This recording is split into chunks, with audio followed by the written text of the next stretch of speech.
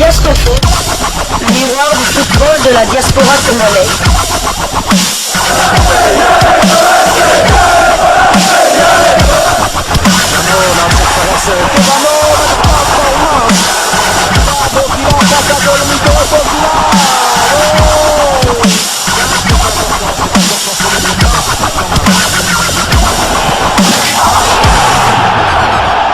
Diascofoot, le miroir du football de la diaspora congolaise.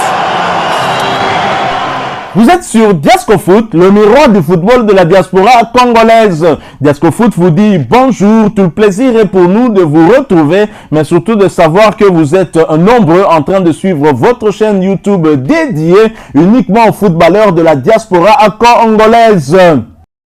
C'est l'heure de partager avec vous quelques informations que nous avons pu récolter pour vous concernant certains de nos internationaux ou des binationaux qui se sont illustrés. Et le numéro d'aujourd'hui, nous allons le débuter du côté de la France. La France où se poursuivait la Coupe nationale et l'Olympique de Marseille est éliminé par un club de Ligue 2. Qui l'eût cru? Grosse désillusion pour l'Olympique de Marseille qui s'est incliné au tir au but face au FC Annecy sur le score de 6 tirs contre 7. Au terme d'un match nul de 2 buts partout. Un match nul où l'Olympique de Marseille a réussi à égaliser, en tout cas dans les temps additionnels, dans les dernières minutes de ces temps additionnels. L'Olympique de Marseille qui était mené 2-1 par cette équipe d'Annecy, une équipe qui a peut-être été minimisée par les Olympiens. Pourtant, l'international congolais Chancel Mbemba Mangolou, qui avait donné son avis avant cette rencontre, insistait sur le fait justement qu'il ne fallait pas minimiser cette équipe, car à ce niveau de compétition, il n'y avait pas de petites équipes. Après avoir éliminé le Paris Saint-Germain de Lionel Messi, Kylian Mbappé et Neymar, c'était bien sûr au tour précédent. L'aventure s'arrête en quart de finale pour les Phocéens et le demi-dieu congolais. De retour après sa suspension, l'international congolais Chancel Mbemba Mangolou avait bien évidemment été titularisé par Igor Tudor, son entraîneur. Il a d'ailleurs disputé l'intégralité de cette rencontre. Si sa prestation était toujours à la hauteur des attentes des nombreux supporters de ce club, malheureusement son équipe, qui à mon avis avait peut-être un tout petit peu minimisé son adversaire du jour, a fini par payer cash, puisque l'équipe a été éliminée. C'est vrai que lors de la séance de tir au but, on peut parler en tout cas d'un coup de poker, et le FC Annecy passe donc en demi-finale, et c'est bien triste. Alors plus tôt dans la soirée, Rodez sans l'international congolais Lionel Passinzao, qui est blessé, a également été éliminé par Toulouse, étrié sur le score de 6-1. Rodez n'a rien pu faire face à Toulouse, et Lionel Passinzao, le gardien titulaire de cette équipe de Rodez, était absent bien évidemment à la suite d'une blessure. Il va revenir d'ici peu, mais en attendant, il a vécu en tout cas ensemble avec les supporters de ce club un cauchemar, où l'équipe a été étriée sur le score de 6-1, et Toulouse qui file en demi-finale. Nous avions pour ce quart de finale au moins 3 internationaux congolais, autant pour moi, et parmi ces 3 internationaux congolais, un seul est qualifié pour les demi-finales. Il s'agit bien du milieu de terrain des Léopards de la RDC et du FC Nantes, Samuel Moutoussamy, qui aura réussi en tout cas ce pari. L'international congolais et son club se sont imposés devant le Racing Club de Lens sur le score de 2-1 dans la soirée d'hier, mercredi 1er mars. C'était au stade de la Beaujoire, et cela en quart de finale de la Coupe de France. Titulaire, le milieu de terrain de l'équipe nationale de la RDC a d'ailleurs disputé l'intégralité de cette rencontre. De bon augure pour la prochaine échéance qui qui nous attend déjà le 24 mars prochain, où les Léopards devront affronter les Mourabitouns mauritaniens pour se relancer dans un groupe I dominé par la Mauritanie et le Gabon. Le FC Nantes a par cette victoire validé sa qualification pour les demi-finales de la Coupe de France en l'emportant sur sa pelouse face à l'ancien club de Gaël Kakuta. Belle opération pour les hommes d'Antoine Cambouaré qui pourrait désormais rêver d'un doublé après le sacre de l'année dernière. Et oui, il faut rappeler que le FC Nantes est tenant du titre de cette compétition. Samuel Moutoussamy donc a eu à faire un match honorable avec l'ensemble de ses coéquipiers, ce qui est une très bonne chose. Alors nous allons poursuivre avec ces quelques informations qu'on a pu récolter pour vous concernant surtout nos internationaux, ceux qui se retrouvent dans la liste des 42 présélectionnés de Sébastien Desabre pour la double confrontation des Léopards contre les Mourabitouns mauritaniens. Nous allons quitter la France, nous allons continuer à parler coupe, mais cette fois nous parlons de la coupe de Suisse. Mais nous en parlons après cette courte pause. Diasco Foot, le miroir du football de la diaspora congolaise. En Suisse, on jouait également les quarts de finale de la Coupe nationale et Saint-Gall a été battu à domicile par le FC Bâle sur le score d'1-2. Shadrack Akolo avait bien évidemment été titularisé pour cette rencontre, mais il ne l'a pas disputé dans son intégralité puisqu'il a été remplacé à la 64e minute de jeu. Il faut signaler que c'était sa deuxième titularisation consécutive, lui qui revient de blessure. Saint-Gall est donc éliminé de la Coupe de Suisse. Quant à Shadrack Akolo, cette titularisation lui a permis de porter son temps de jeu à 1397 minutes sur les 2340 possibles. Il a eu à participer à 25 des 26 matchs de son club avec 10 buts inscrits et 4 passes décisives délivrées. Prochain rendez-vous pour Saint-Gall, ce sera pour le compte de la 23e journée de Super League, championnat suisse de première division.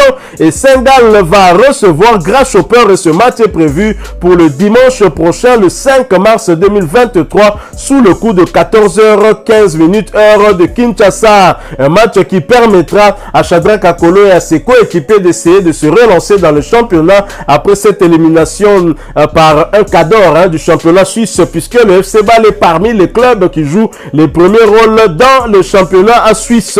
Nous allons quitter la Suisse et Shadrack Akolo pour aller du côté de la Belgique où une mauvaise nouvelle pour les Léopards. En effet, tout fraîchement présélectionné par Sébastien Desabre, ce néo-international congolais sera indisponible pour 2 semaines. Il s'agit bien de Joris Kayembe.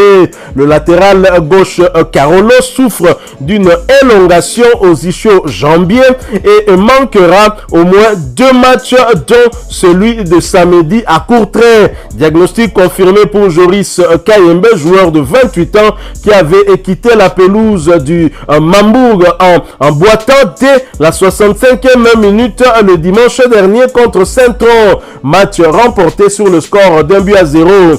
Comme craint dès la fin du match par Félix Madu, le latéral gauche de Charleroi souffre d'une élongation aux ischios. C'est ce qu'ont confirmé en tout cas les examens médicaux passés en ce début de semaine. Et bien sûr, la source d'information est de DH Sport et Média belge. Et nous lui souhaitons en tout cas prompt rétablissement. Et comme nous avons eu à le signaler, il pourra manquer 2 matchs. Donc l'indisponibilité, c'est plus ou moins 2 semaines. Et quand on sait que les Léopards vont affronter la Mauritanie le 24 mars prochain, le temps pour Sébastien Desabre de concocter sa liste réduite, liste de 26 Léopards pour cette double confrontation, ça me paraît difficile que ce jeune joueur Joris Kayembe puisse se retrouver dans la liste de 26, lui qui s'avère être blessé maintenant. Mais wait and see, ne mettons pas la charrue avant le bœuf. Nous attendrons de voir ce qu'en pensera en tout cas le sélectionneur manager des Léopards de la République démocratique du Congo, Sébastien Desabre. Alors nous allons clôturer avec ces quelques informations en retournant sur le continent où Al Hilal Brody Lilepo Maccabi a été ménagé. Le triple buteur qui a permis à son équipe de remporter 2 matchs d'affilée en Champions League africaine a été ménagé. Un peu de repos pour le Petit Prince. Depuis depuis son arrivée à Al Hilal, Glody Lillet Maccabi s'est fait un élément capital dans le plan de Jean-Florent Ibenge Ikwangé. Dans la brillante victoire de son équipe face à Al-Amal Atbara 5-0 hier mercredi en championnat national, l'ancien moscovite n'y a donc pas participé. Au cours du match où le technicien congolais a effectué le turnover, Lillet a été laissé au repos. Le numéro 34 de la vague bleue n'a pas été convoqué. Il est mis au frigo pour gagner en fraîcheur et se mettre dans les meilleures dispositions psychologiques pour le prochain match de la Ligue des Champions. Bien sûr, Jean-Florent Ibenge n'avait pas d'autre choix en tout cas que de ménager Glody Lillet pour Maccabi, lui qui lui a permis en tout cas de remporter 2 matchs importants en Champions League. D'abord face au club le plus titré du continent africain, Al-Ahly d'Égypte, et ensuite au Cameroun contre Coton Sport de Garoua, alors que Al Hilal était mené sur le score d'1-0. Lui qui avait inscrit d'ailleurs un doublé au cours de ce match, lequel match a permis à Al Hilal de gagner sur le terrain de Coton Sport de Garoua. L'international congolais est attendu au tournant lors du match retour à Omdurman le 7 mars prochain. En 3 sorties de la phase de poule, il figure déjà parmi les meilleurs buteurs de la compétition avec 3 buts inscrits. Voilà donc Glody Lillet pour Maccabi qui a d'ailleurs été présélectionné par Sébastien Desabre. Il est en forme, il pète la forme ces derniers temps en tout cas, et c'est parmi les ailiers congolais le plus en forme, et j'espère en tout cas qu'il pourra se retrouver dans la liste réduite de Sébastien Desabre pour affronter doublement les Mauritaniens, d'abord le 24 mars du côté du stade de Lubumbashi à Kamalondo. Nous terminons avec cette information qui nous vient du côté du Maroc où Wydad Athletic Club de Casablanca peut respirer. Wydad Club de international Arsène Zola qui a du reste été aussi rappelé par Sébastien Desabre. De la Coupe du Monde de club à l'entame de la phase de poule de la Ligue des Champions, le Wydad Athletic Club de Casablanca n'a pas montré le visage de champion d'Afrique. La contre-performance réalisée a coûté le poste à son entraîneur Mehdi Nafti. Malgré sa courte victoire sur le Petro de Luanda, Petro Atlético de Luanda, 1-0 pourtant désigné le 3 janvier 2023. À l'heure de défier le club congolais, club quinois de l'AS V-Club en match retardé de la première journée, le WAC s'est mis en parfaite confiance d'abord grâce au retour sur le banc de l'entraîneur espagnol Juan Carlos Garrido, passé en 2020 dans ce club. Ensuite, à la victoire en Botola Pro 3-2 face à Kourigba le mardi dernier dans un match à rebondissement. C'est déjà un message. Le Wydad veut exploser. Le WAC veut se remettre à sa place. Qui sait si sa véritable campagne africaine vient de commencer, et V-Club est la première cible dans un stade Mohamed V où il n'y a jamais eu de pitié pour des équipes adverses. Bien sûr, l'AS V-Club connaît bien ce stade-là pour y avoir presté à plusieurs reprises, et l'AS V-Club va retrouver un compatriote congolais qui évolue de ce côté-là. Il s'agit bien du défenseur central ancien du tout-puissant Mazembe Englebert, Arsène Zola, qui d'ailleurs avait joué le dernier match qu'a disputé cette équipe en championnat à Botola Pro. Il n'était pas titulaire, mais il a eu à faire son entrée en jeu. Arsène Zola est certainement parmi les joueurs sur lesquels Sébastien Desabre veut compter pour la double confrontation contre la Mauritanie. C'est la raison pour laquelle il a d'ailleurs présélectionné parmi les 42. Voilà, nous sommes arrivés à la fin de ce sujet. Si vous l'avez aimé, n'hésitez pas à nous laisser un maximum de j'aime. N'hésitez pas non plus à partager avec nous votre opinion. Si vous en avez une par rapport au sujet que nous venons de vous proposer, laissez-la nous à travers un commentaire. Abonnez-vous si vous êtes nouveau ou ancien, que vous ne vous êtes pas encore abonné sur cette chaîne Diasco Foot, parce que nous sommes le miroir du football de la diaspora congolaise.